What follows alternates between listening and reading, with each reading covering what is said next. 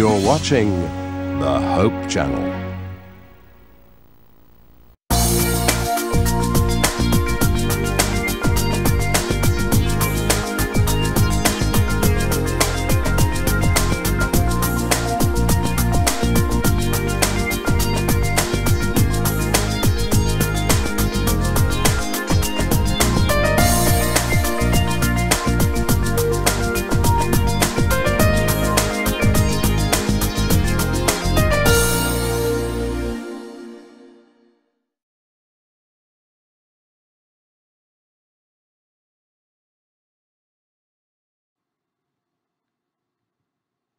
Mayong hapon o welcome na usab mga kaigsunan, mga kagalaan niini atong programang Pakigsayod sa Balaod. Atong pasalamatan ang atong buhi nga Dios sa kayang kahigayunan nga gihatag na usab kanato nga makahimo ta niining programa ha. Ako usab adunay dakong kalipay nga natagaan ta og igong panahon nga makahimo niining atong programa. Kay mura og taod-taod nang wa ta nakauban og live apan niining adlaw sa ako nang giingon malipayon kay ko nga makahimo na usab ta niining atong programa sa Pakigsayod sa Balaod. Apan sa di pa kita padayon ako kamong hagon sa usa ka pag-ampo silbi pag-abli niining atong programa niining kahaponon. Mag-ampo ta. Amahan nga langit noon taga sa mong mga hulam nga kinabuhi. Salamat Ginoo niining higayon nga imo nang gihatag usab kanamo nga makahimo kami niining programa sa Pakigsayod sa Balaod. Kung dakong ampo Ginoo nga kami imo pagaubanan, nagapangayo ko Ginoo sa imuhang kaalam. Pagamit kanako Ginoo nga mahimong matubag ang mga problema ang gipadala diri sa among programa. Tagayo usab ako Ginoo sa kahibalo nga maghatag og mga advice, maghatag og mga opinyong legal mahitungod sa mga problema sa mga kaigsunan. Ug labaw sa Ginoo akong ginaampo nga ikaw gamit niining mga instrumento nga naa diri sa amoang istasyon. Mga camera, mga computer nga ang tanan Ginoo mahimong mag-function sa maayo nga walay kakulian nga mahimong mahitabo niining among programa ning kahaponon. Amo usab ginaampo Ginoo ang mga kaigsuonan asa man silang dapita sa kalibutan nga naga-tan-aw ug nagapaminaw niining among programa nga imo usab silang bubuan sa mga dagko nga panalangin. Amo usab ginaampo Ginoo ang mga leaders sa among simbahan nga samtang sila magahimo sa meeting dito sa General Conference sa USA nga kini mahimong minalampuson nga ang tanan Ginoo mahimong mahitabo sumala sa imong giplano Ginoo. Salamat sa imong pagtubag sa imong pagampo uban sa kapasayloan sa mga sala sa ngalan ni Jesus. Amen. Maayong hapon sa tanan o welcome na usab. Nini ato ang programa sa Pakigsayod sa Balaod. Sa di pa ko mupadayon ako sa nga i-greet ang ato ang mga kaigsuonan. Bisan asa man nga dapit karon sa kalibutan diha sa USA o sa maybe sa Europe, diri sa Asia, no, nga always na silang nagasubaybay sa nagkalain-lain nga mga programa diri sa AWR o sa Hope Channel Generals. O ato usab greet ang ato ang mga church leaders, no? Ato ang mga administrators, ato mga directors diri sa kaumhan sa Southern Mindanao Mission. By the way, I think karon na bang si manahon na o sunod si man na to ang ato ang General Conference session. Ang ato ang mga leaders mag-meeting sa paghisgot sa mga nagkalain-lain nga mga butang pagpalambo sa tuang iglesia. O I think lakip na diha ang pagpili na usab sa mga bagong mangulo sa tuang iglesia sa tibuok kalibutan. Usa ato silang iampo ang mga kaigsunan atong ginauhag nga duyugan nato sa pagampo ang ato ang mga church leaders samtang sila magatipon kay sila gitawag sa Ginoo nianang usa ka katuyuan sa paghisgot ug pag-decide og mga butang nga mahimong makaayo sa pagdumala sa atoang simbahan. So, ato silang ginampo, labi na ang uban nagabiyahe papadulong didto aron sa maong katuyuan. So, ako usab greet diay ang atong mga kaigsuonan diha sa Coronadal City Adventist Church, no? Hapit na ang ato ang anniversary, 25th silver anniversary. So, murag kanus alang. Mag 25 anyos na day nga na-establishar ang maong iglesia nato diya sa Coronadal City Adventist Church. So, sa tanan-tanan nga mga kaigsuonan, asa man maabtan ni atong Sibya, labi na diri sakop sa Southern Mindanao Mission, mayang hapon, kung naman mo sa laing nasod, mayang buntag, mayang gabi, kung unsa mang panahon na karon. So, aniya na sadta sa to ang programa sa pakigsayod sa balaod. Kani gihimo nga programa aron nga makahisgot tag mga punto legal nga sa to nang ina-mention kaniadto, tingali ang uban kaninyo naa sa susama nga sitwasyon.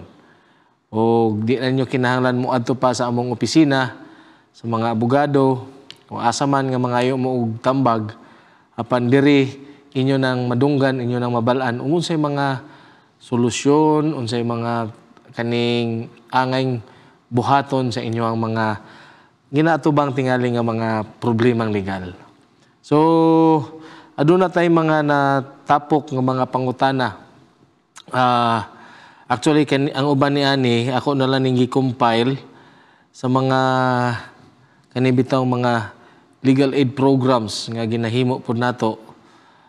Baguhan lang dito ta sa Lake Cebu. Nakahimo tag legal aid program dito. Then sa IBP pod na po mga legal aid nga kaning pangutanaha akong gi-compile o atong i-share diri kay tagaan natog tubag aron nga at least ang mga kaigsuonan nato nga tingali na sa pareho nga sitwasyon makuhaan nila ni og mga kaning kahibalo or tingali mahimo ning tubag sa ilaha pong mga pangutana. So, diretso ta. Una diri na yung pangutana, no? Ingon, gisulat manggod ni, so ako na lang pong gi-compile. Attorney, ang kaso sa akong magulang kay dugay na nga naa sa korte. Pirmi lang man mariset kay wala naga-attend ang complainant. Unsa may angay namong buhaton kay gusto magtrabaho ang akong magulang sa abroad. Salamat kaayo. So, okay. Ang iyahang daw igsuon yung magulang na ay kaso. Apan sige lang daw ka-reset kay wala naga-attend ang complainant. Okay. So unsa may angayng buhaton. Now, tingali na may abogado po ni imong magulang, no? Ang gitun-an sa abogado sa imong magulang pareho ra pod sa balaod nga akong natun-an. So basically pareho ra mig matubag ani. But anyway, for purposes lang pod sa uban nga at least masayod pod og unsay mga angayng buhaton. Before nato tagaan og kaning remedy mo tuon or hisgot sa tao kaning mga ginatawag natog mga basic constitutional rights. Para at least atay makuhaan og kaning legal basis. Now, kung imong basahon ang Constitution, naay mga punto diha mahitungod sa katungod sa usa ka akusado, no? Una diha, tingali, nadunggan ninyo ni, kanang ginaingon nga, right to be presumed innocent unless proven guilty. Usa daw? Ang usa ka akusado, bisan pag unsa na siya ka guilty sa mata sa katawhan, especially in the court of public opinion. Ang balaod, magatan-aw paghihapon kaniya nga inosente, hangtod nga ang mga aligasyon bato kaniya mapamatud-an. So, the law presumes the accused to be innocent. Mabitaw nang ato ang justice system, kung nakita ninyo kanang usa ka babaye nga naay ginahawiran nga sa kiluhan, weighing scale, o nakapiring. Kaya dapat ang hustisya nakapiyong. Maminaw lang siya sa unsay mga ebidensya nga gipapresentar diha sa korte. So dili nga ang korte mo'y mangitag ebidensya.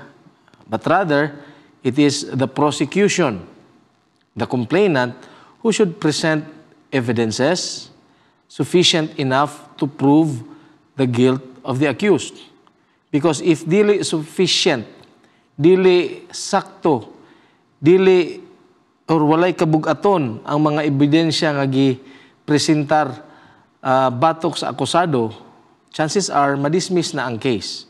Kaya nga naman, under pod sa to ang balaod, nagaingon diha nga for the accused to be proven guilty, the quantum of evidence required is what? Proof beyond reasonable doubt. Sa to pa, kuan yun, kanig yung wag yo'y pagduda nga ang akusado, iyag yung nabuhat ang maong krimen nga pasangat bato kaniya.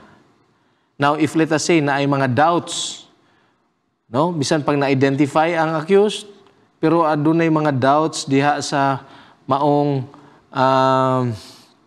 ebidensya nga gipresentar, ang presumption of innocence will prevail as against the finding of guilt.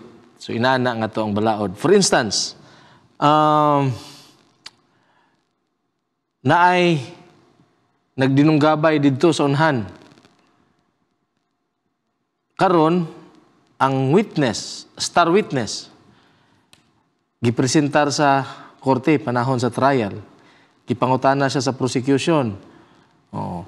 Asa man ka aning higayuna? Na ako dito sa dapit. Dayon unsa may mong makita dito kung namadumduman pa nimo? Doon ako'y nakita nga nagdinunggabay. Dayon pagkahuman, kinsa man to'y imong nakitaan? Di ginako sila maklaro, pero pagka lakaw nako, natagbo nako dito sa pikas kanto, si X nga na siya dala kutsilyo. So in short, nakakita siya dinunggabay, nakita po niya si X nga nagdalag kutsilyo. So medyo kung imuhang basihan ang iyang testimonya, mura og of course si X ang nakadunggab dito, kaya naman siya dalang kutsilyo. Pero pag cross-examination, ingon ang abogado ni X, unsa man tong orasa na hitabo tong ingon nimo nga nakit-an nimo nga nagdinunggabay? Mga alas 11 sa gabi na to. Nya dayon naabay suga ditong dapita. Mayon na siya nga sa kung asa ko nagtindog na ay suga dito sa katong kung asa na ay nagdinunggabay na isuga dito ay wala sir, ngit-ngit.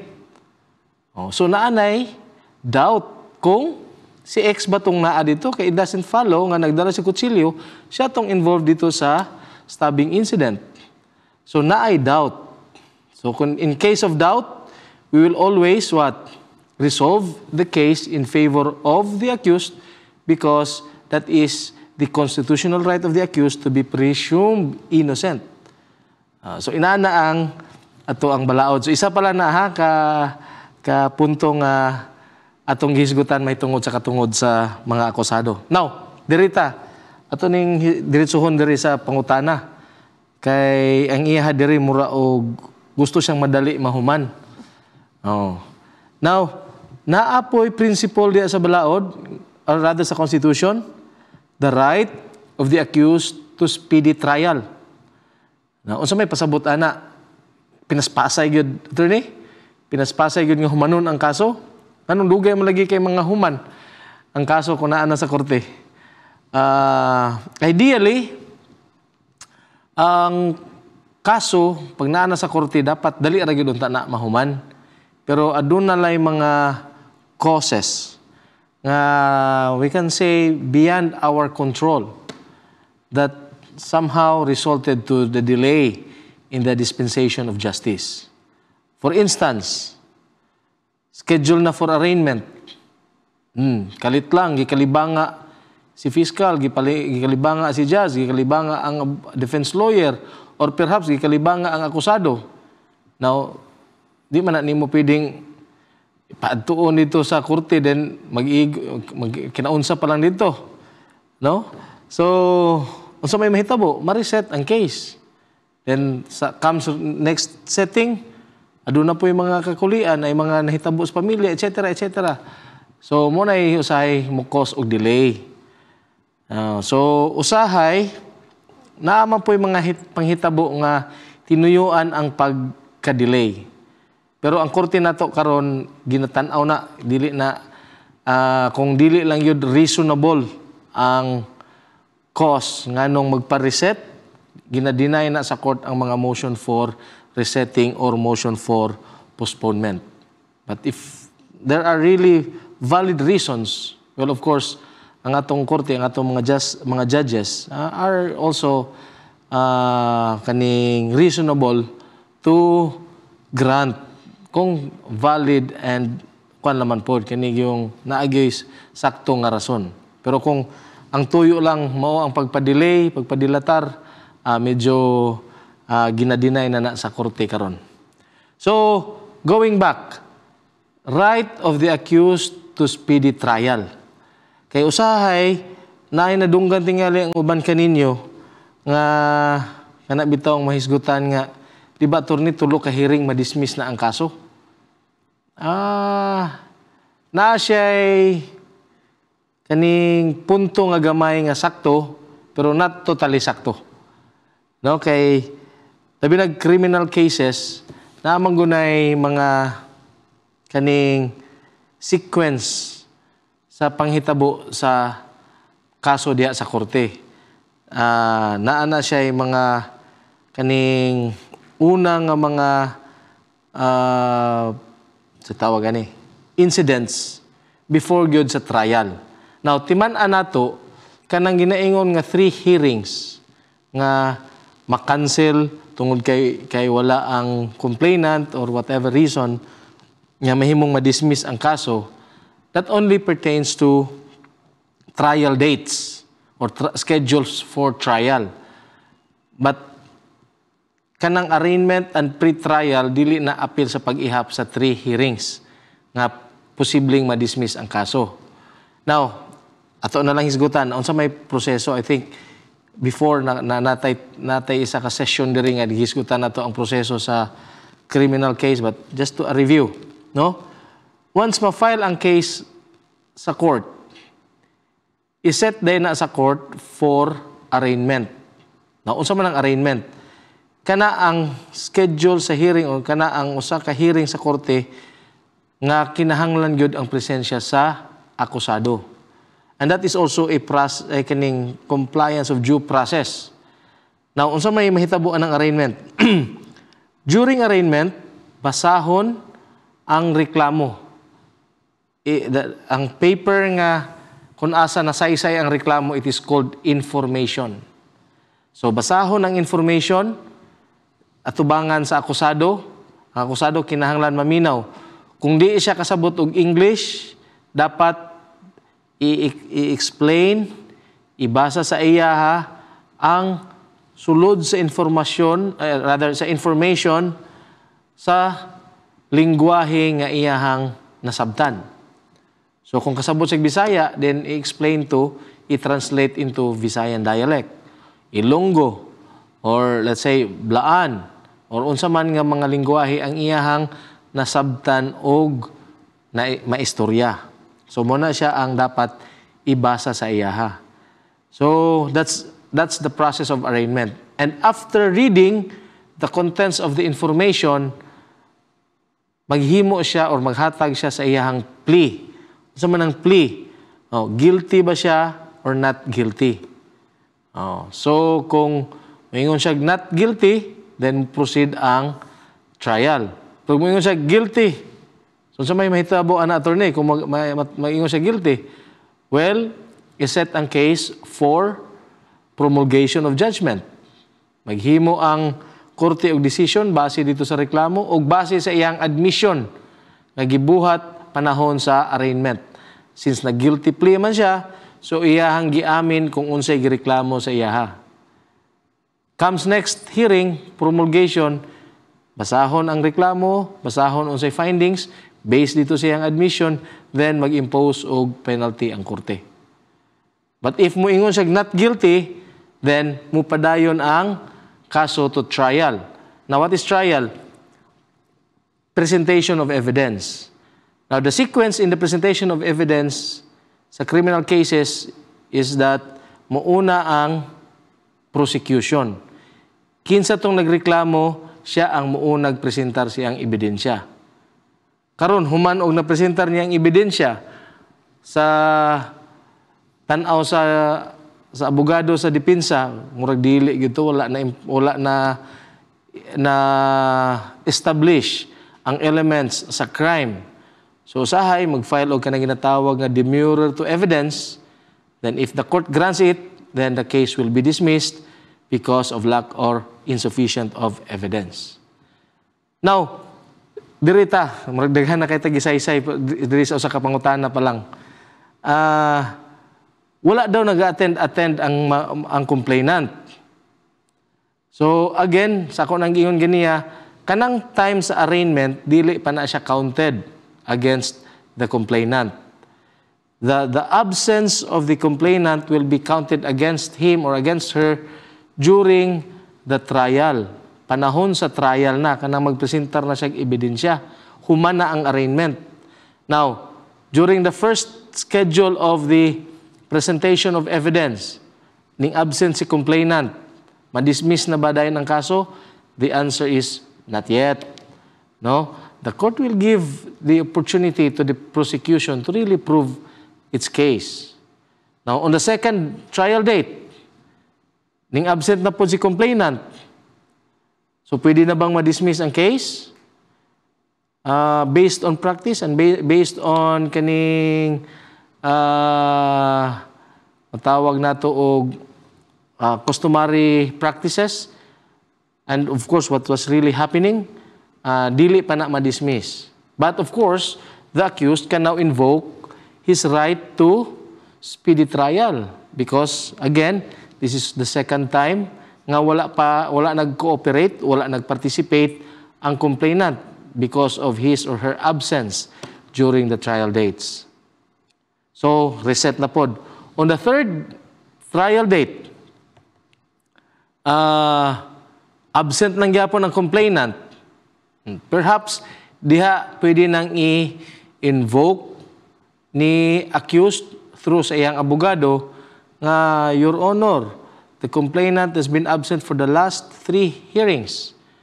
So this is already violative sa right of the accused to speedy trial, and with the absence of the witness for the prosecution, the complainant is absent.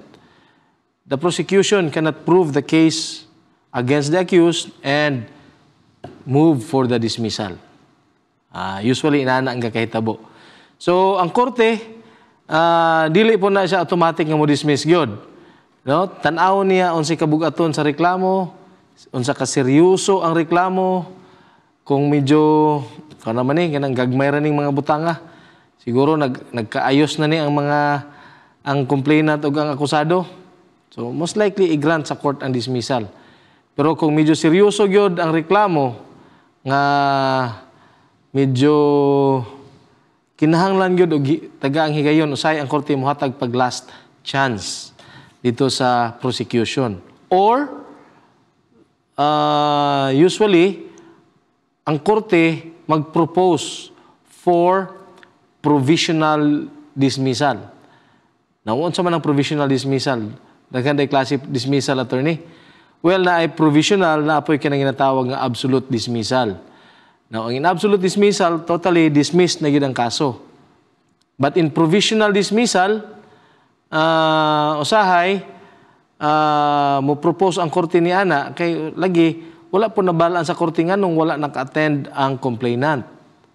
So, ang effect sa provisional dismissal is this. Kung ang penalty sa crime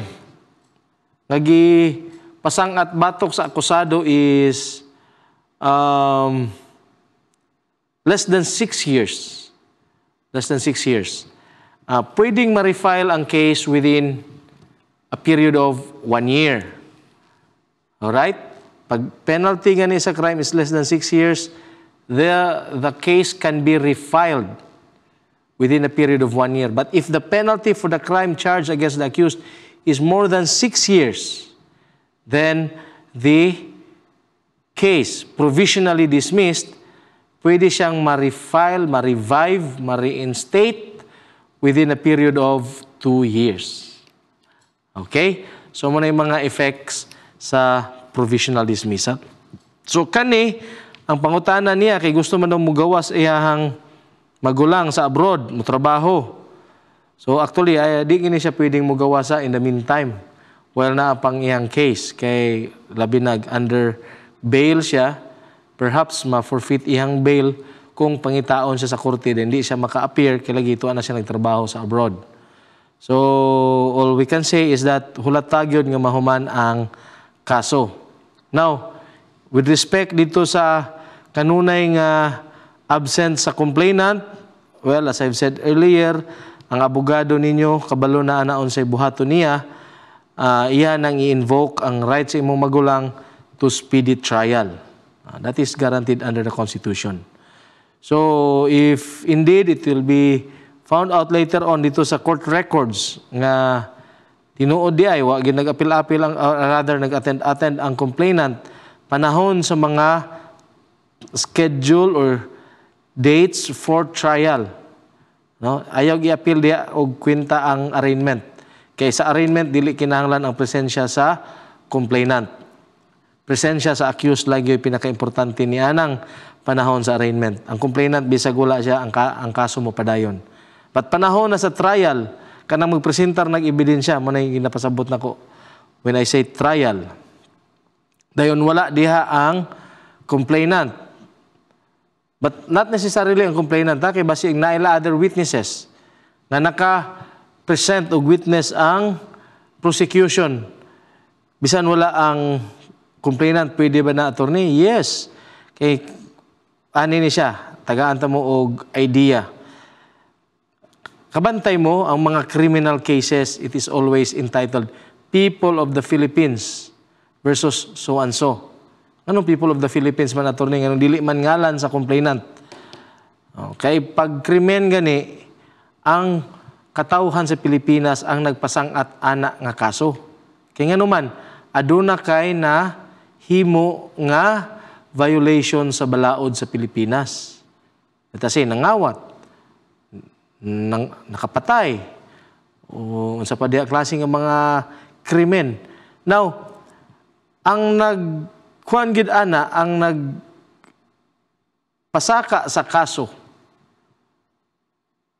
ang tibuok katawhan sa Pilipinas, pinaagi sa ato ang Department of Justice or the NPS, National Prosecution Services, kanang ato ang city prosecutor or provincial prosecutor as the case may be. So that's why ang title sa case is People of the Philippines. Now, ang complainant, katong nagreklamo, are just mere witnesses for the state. So that even if the complainant is not around, but there are other witnesses who are present and ready to testify, then dili mo kaning apply ang right of the accused to speedy trial. Kaya nga naman, na may witness available. Kay ang complainant, pareho ra siya og iyahang standing sa other witnesses. Except lang nga, mas naikabugaton sa iya kaysa may nahimong biktima. But at the end of the day, ang ilahang level with other witness is just the same. But of course, nagamatter ang unsay kabugaton sa ilang testimonya, eyewitness ba or kaning relative lang ka. So again, ang sistema nato is ang matag akusado adunay ginatawag nga right to speedy trial nga ang iyang kaso as much as possible humanon sa dili madugay.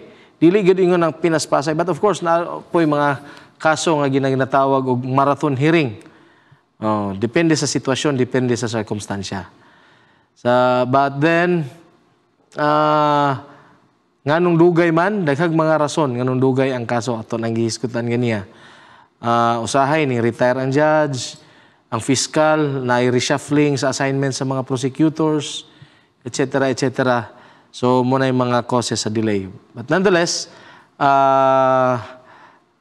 atong angay masayran no nga di ay naay katungod nga dapat dili madugay ang kaso, but rather mahimo siya ma-dispose sa sakto nga panahon, dili jud kanang pinaspasay kay usay kanang pinaspasay usahay mo cause mo na siya og injustice kay naay mga witnesses nga dili mapresentar, i-disqualify na sa court tungod kay lagi gusto gyud sa korte nga pinaspasay gyud. Now, katong mga witnesses adunay valid reasons nga nung wala sila naka-attend sa scheduled hearings nila. So inana ang atong sitwasyon sa ato ang justice system. Okay? So I think with this one question alone, daghan na ta kaayong mga legal principle nga na discuss o na share. Alright, padayon ta. Second question dire napod. Attorney, ang akong best friend kay iyang gipost sa among group chat sa among mga magbarkada ang akong gi-share sa iya nga nahitabo sa akong boyfriend. Unsa may kaso ana? Wow. Gwapo ni. By the way, before going further, before nako nito bagon, sa ato ang mga kaning, unsa ba ni? Mga communicators, young and old, o na, di siguro old once young, rather. Doon na tayo, unsa ni, karong Sabado, mga kaisunan, diri sa Southern Mindanao Mission. Sarap to ha, na tanaw na to. Para ma-share nato ni o gina-imbitahan mo namo nga mag-join sa ato ang so ganito gisend ni Mambing ganiha sa kuha ang maong program Adventist Communication Training. Yeah. Now, gitagaan ko og assignment nga maghisgot mahitungod sa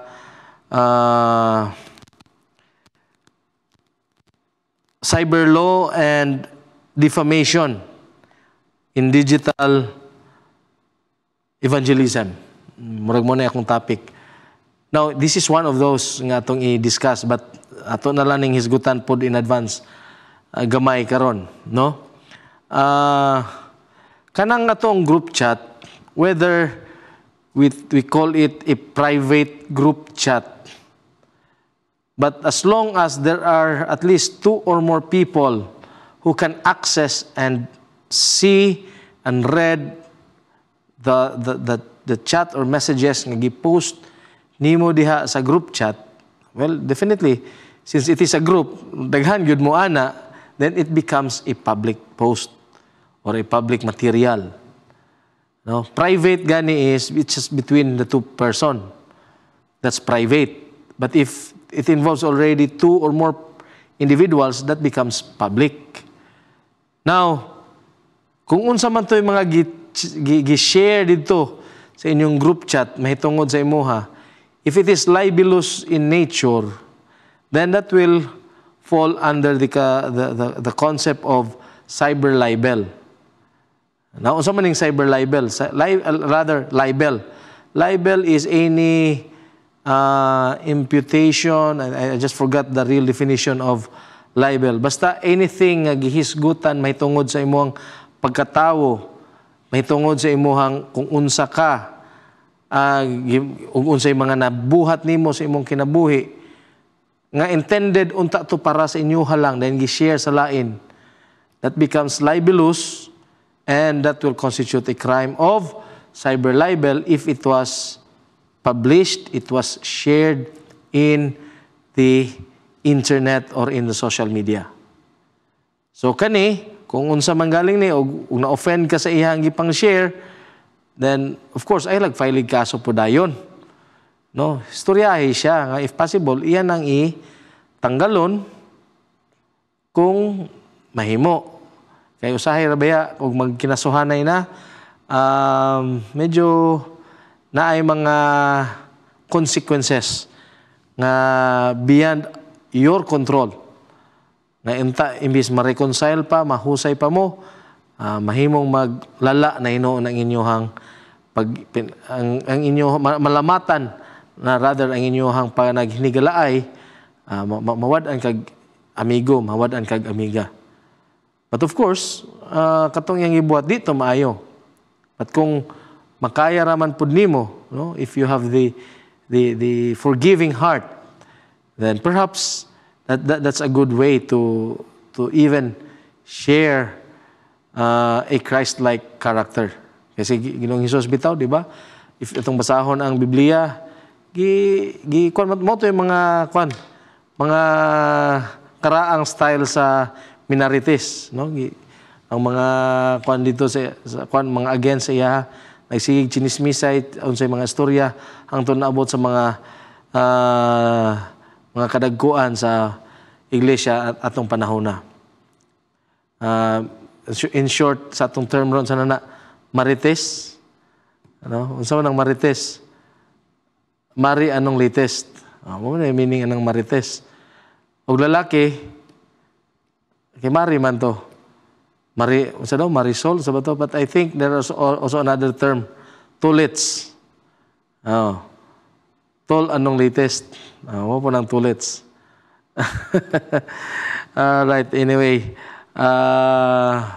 There are those really nga di ginato mapugngan nga ma-share sa matag usa. But of course kani ang iyang best friend gipost sa ilang group chat, unsa man to, if it is libelous in character ang gi-share dito sa group chat, then again ang kaso ana is cyber libel. Now there are also other libels sa kinaraan nga style kanang sa mga broadcast kaning inani diri.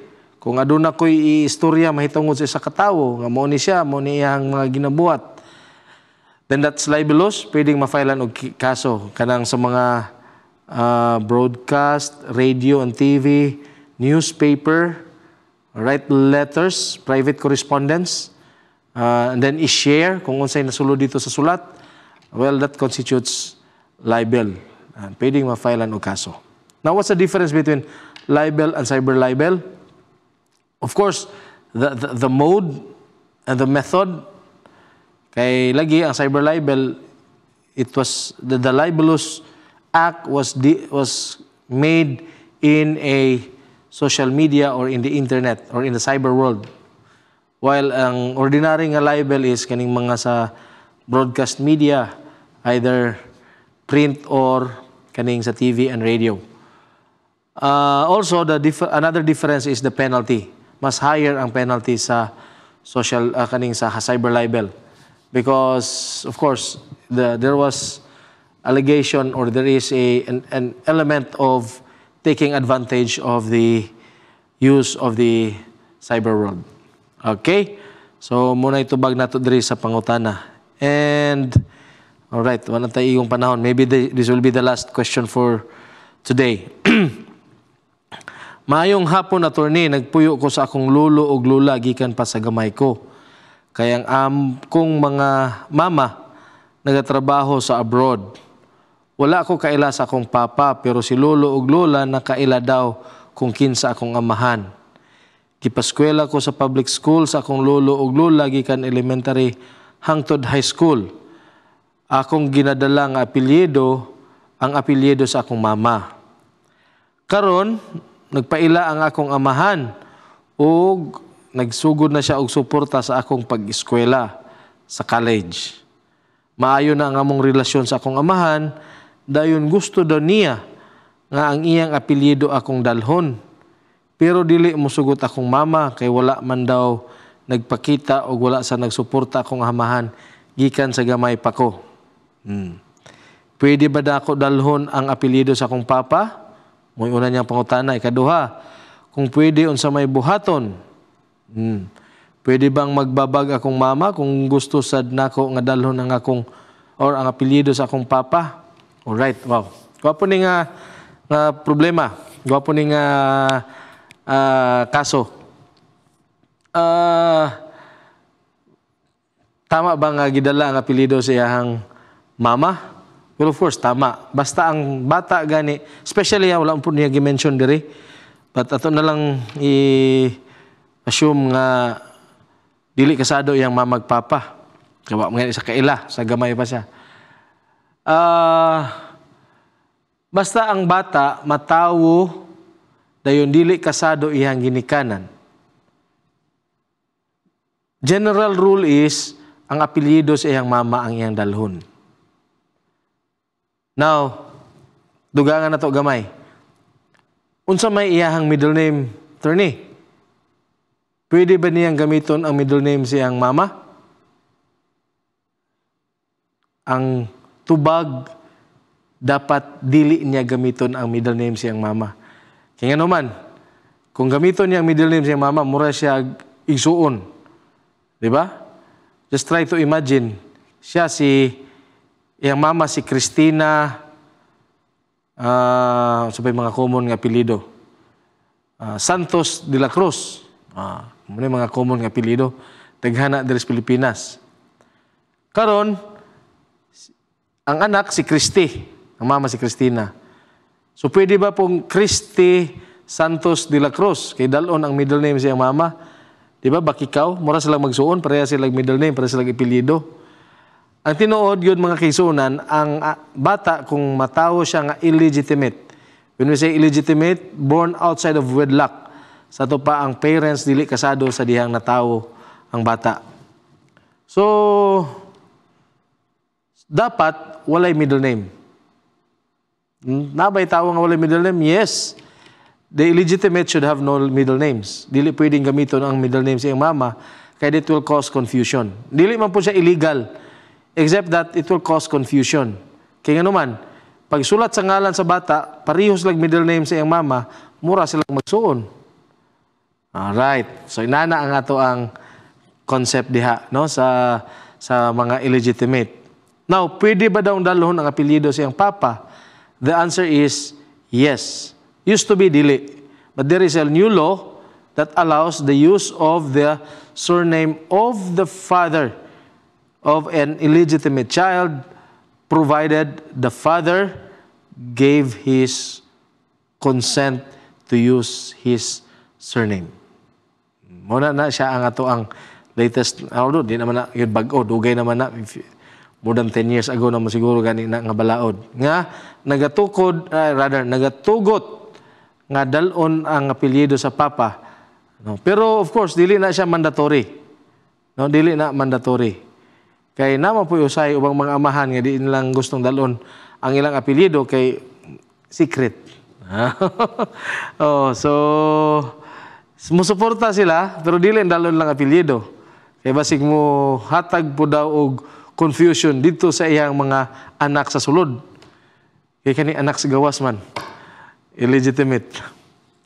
So well, of course, lahi-lahi og mga rason ang uban diha. But then, at the end of the day, the answer is yes, pwedeng dalon ang apelyido sa amahan. Now, unsay buhaton? Well, you can just go to the LCR and submit the necessary documents. Like, of course, the affidavit of consent to use surname that will be executed by the father. So, pwede bang mubabag ang inahan? Well, of course, to tell you honestly, it's the child who has the right to use whatever name iyang gusto. kung insofar as apelyido kay katukong ingon nga pwedeng unsay ngalan, that's only insofar as sa apelyido nga iyang dalon. Pero sa ngalan, kung unsay nasulat na diha, di na nato basta-bastang usbon. No, dili gid ta ka ingon nga wa ko ganahe sa ngalan nga gingalan sa kong ginikanan sa ako, gusto na kong islan. Pwede ba na? Well, of course, generally speaking, no. But naay mga valid reasons nga pwedeng islan ang ngalan, especially kung imong ngalan sounds ridiculous, kung basahon mahimong katawanan ba. So pwedeng islan na siya kay of course it will cause you some mental problems in the future. No? Kay lain kayo nga mabuli hinuon ang bata tungod sa iyang pangalan. So pwedeng islan, pero of course that is not the general rule. The general rule is dili na siya. Kung unsa na na-record dito sa LCR, mauna na mag-prevail. But insofar as a surname, pwedeng muilis ang bata, iyan ang kagustuhan kung musugot po ang iyahang father. Kaya kinahanglan ang consent sa father. Dili basta-basta nga kay gusto lang nimo nga parehas mong apelyido sa imong papa, masunod na nadayon. The answer is, dili inaana ka sayon. Alright, so again, going back, dire, bisan pag mubabag ang mama, pero kung gusto sa bata, ug mo consent, muuyon sa dang father, then pwede nga dalon sa bata ang apelyido. But of course, it will undergo a administrative or legal proceedings. So dili na basta-basta lang I'm himuon. So I think napabatay gamayng panahon. Well, I still have one question dire. Ako na lang ning tubagon para wa nay mabilin para sa sunod kanina pong mga bagong mapadala. Ingon dire, ang yuta nga akong napalit na apa sa mother title, gusto na namo nga patituluhan sa akong pangalan. Unsa may among angayng buhaton, attorney? Salamat. So, mo man usay ang concern kanang makapalit tag mga yuta dahil pagkahuman wala pa gyud siya na subdivide, dito pa siya sa mother title. Nga ba day father title, napoy mother title. Ato ala ng mga expressions lang nato na, but in truth wala baya ginay legal term nga mother title. Ato ra nang nabuhat nga na coin nga word.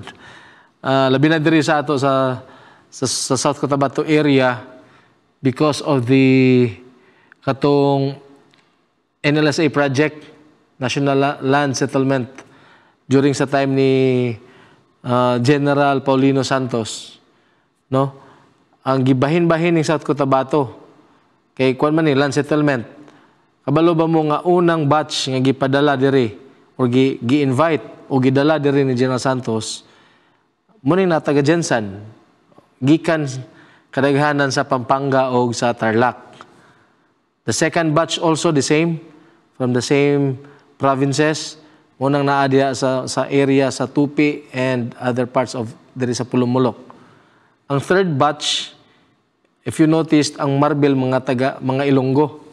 Okay, nanguha na po si General Santos o mga tao gikan sa Iloilo. Gipang-imbita diri for the land settlement program sa gobyerno nato. So, unsa man to ang land settlement program? Tagaan og 2,000 ba or 1,000 square meters as home lot, and your farm lots will be given different areas diri sa atong palibot diri sa atong probinsya. Kung along the highway 8 hectares, kung nasa interior 12 hectares. No, bago kong abogado sa una sa law office akong father, ako inastorya. Attorney, gusto ko nagitani ning i-pa-cancel na ning mother title ko sa akong utso. Kung sa maning utso, ako sabot sa utso. So I asked my father, ko di unsa maning utso ginaingon niya, wa mo koy mabasa sa libro ning utso ni. Di ay isa ka 8 hectares kay ang iyang land area along the main road. Ana, so the next na po na po ingon nga ibaligya ako ning akon isa ka 12. So kung namoy madunggan 8 or 12, diri ra na sa ato. No? Ubang lugar di kasabutan ng 8 o 12 kay lagi wa man as libro gani pod. That was how the land areas were platted during the time sa implementation sa land settlement ni General Paulino Santos. So man si General Santos kani ako ngalan sa tong lugar. So kani gusto niya ang mother title, or rather ang napalit niya portion sa mother title, gusto niyang sa tawagan patituluhan. Well, of course, first things first, survey sa na imong area. And then ipa-approve ang survey diha sa Survey and Mapping Division man sa DENR. And then kung nanay approve survey, then mo petition ka sa Register of Deeds for the partial cancellation of the mother title and masegregate ang imuhang sarili nga title based on the approved survey plan by the DENR. And of course, you pay the necessary taxes. So, inana ang proseso. Of course, easy to say, the process is a bit tedious, but then, of course, it's doable. It's doable. Naiuban, kapuyan lang yun mo process, mga ita na lang o kaning mga tig-process, pero usay, madakan. Nampoy uban nga tama-tama rapod mo singil sa ilang serbisyo, pero napoy uban nga medyo tagaon po ka, o tagaliog. Ug mo kuan po mong serbisyo sa abogado, medyo mas mahal-mahal kay abogado may muli imong palihokon. So much better kung ikaw. And then at the same time you will enjoy doing the processing, and you will feel nga kaya man day nimo, and it turn out sayon naman day ang proseso. Except lang wala shortcuts diha. Na magiging proseso, bayaran nimo ang taxes sa BIR, and of course mga transfer taxes and even the assessments, tax assessments. Okay? So ingana lang, no? Kung gusto ka magpa-segregate na sa imong yuta nga napa sa mother title, first kinahanglan na ginay approve nga survey plan. Relocation surveys nga na segregate na ang imong area dito sa motherland, or rather land area nga kung sa dako pa. So again, ako nangingon walay mother title nga term, ato-ato ra nang ginabuhat, pero mo po'y nagamit na to customarily. Alright, so wa nag-iigong panahon, and I hope pinagi sa tong programa sa mga pangutanang gitubag nato diri nakahatag-tag mga kahibalo sa atong mga kaigsuonan nga naminaw ug nagtan-aw ning atong programa karong hapuna sa pakigsayod sa balaod. Sa ngalan sa administration sa Southern Mindanao Mission, and of course ato ang istasyon AWR Hope Channel Generals, sa nga gipanguluhan ni Pastor Elmer Romano, ang ato ang communications director, and even ang atong mga station managers, nagapasalamat gyud kami sa inyong tanan, sa inyong pag-uban o pagsubaybay ni atong programa sa pakigsayod sa balaod. Sa pagsirado ni atong programa, ako kamong hangyoon sa usa ka pag-ampo. Mag-ampo ta. Amahan nga langit no taga sa mong hulam nga kinabuhi. Salamat Ginoo sa kahigayunan nga imong gihatag kanamo nga nakahimo kami ning programa sa pakigsayod sa balaod. Salamat usab Ginoo sa kahibalo nga imong gihatag nga nakahatag hinuon og mga daghan nga mga pagtulunan may tungod sa balaod sa Pilipinas. Among dakong paglaom Ginoo nga kantong mga pagtulunan nga among nabatnan pinaagi ining programaha mahimo namong gabayan samtang kami nagapuyo ni ining kalibutan ng puno sa problema apan pinaagi sa mga solusyon na atong na share ni ining programaha Ginoo. Hinaot nga ang mga problema nga nagadagan sa mga una-una sa matag usa Ginoo, labi na sa naasa sa mga sitwasyon, kini nahimong natagaan o katin-awan o mawala ang mga problemang ginahuna-huna sa mga kisunan. O salamat Ginoo sa pagtubag nimo sa mong pagampo uban sa kapasilo sa mga sala sa ngalan ni Jesus. Amen.